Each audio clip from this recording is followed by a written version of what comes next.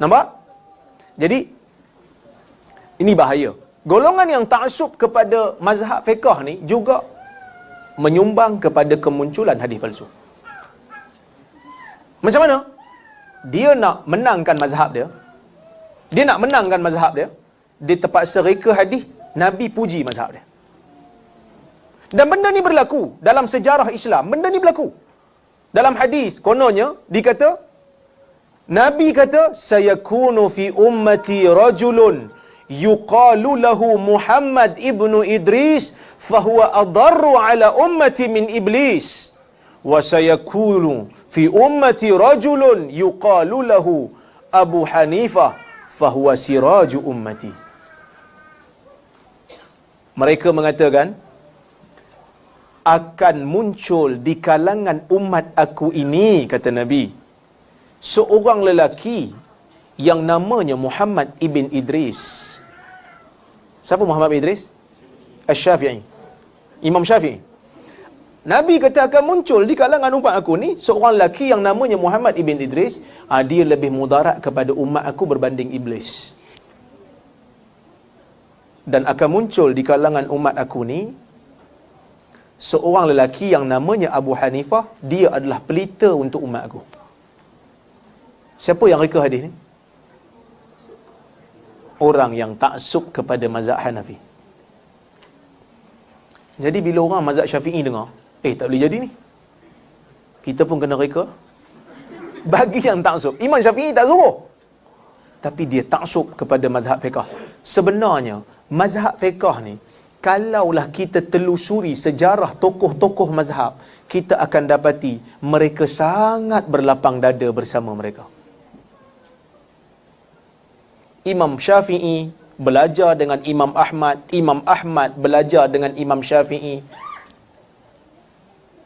Kata Imam Syafi'i kepada Imam Ahmad, antum a'lamu bis-sihahi minna, ataupun antum a'lamu bil ahadithi minna, kamu lebih tahu tentang hadis-hadis sahih daripada kami orang-orang fiqh. Fa in sahha 'indakumul hadis fa'alimuna hatta narji'a ilaihi kufiyan kana aw syami kufiyan kana aw basriyan aw syamiyan. Kamu lebih faham tentang hadis-hadis sahih berbanding kami, kata Imam Syafi'i. Ni tawaduk Imam Syafi'i. Tetap jika ada hadis yang sahih di sisi kamu, tolong bagi tahu kami. Tolong bagi tahu aku supaya kami boleh tarik pandangan yang bercanggah dengan hadis tu. Tak kiralah hadis tu hadis orang Kufah ke, hadis orang Basrah ke, hadis orang Syam ke.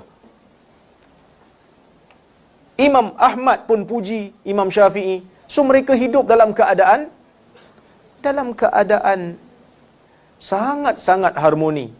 Berbeza pendapat, perbezaan pendapat yang sangat harmoni. Imam Abu Hanifah beza pendapat dengan anak murid dia, tak ada pula dihalau anak murid dia. Bahkan dalam kelas saya, kalau ada anak-anak murid, student saya yang mungkin ada pandangan sedikit berbeza, saya akan raikan, saya kata okey, itu pandangan yang mungkin kita boleh tengok balik.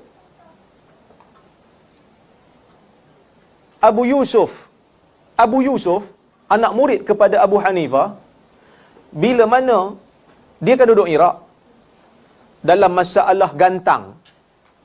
Tahu gantang? Gantang, sukatan.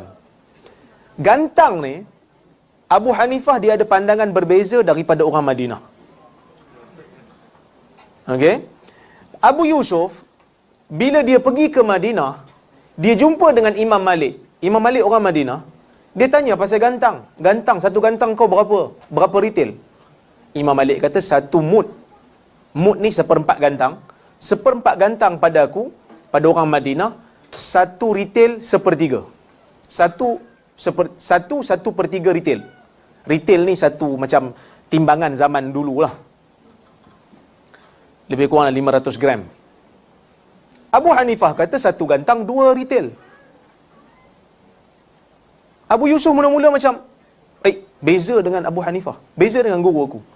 Abu Yusuf tanya lagi pada Imam Malik. Imam Malik bawa anak, cucu-cucu orang Ansar, masing-masing bawa sukatan mereka yang mereka simpan dan mereka warisi daripada nenek moyang mereka orang-orang Ansar dari golongan sahabat.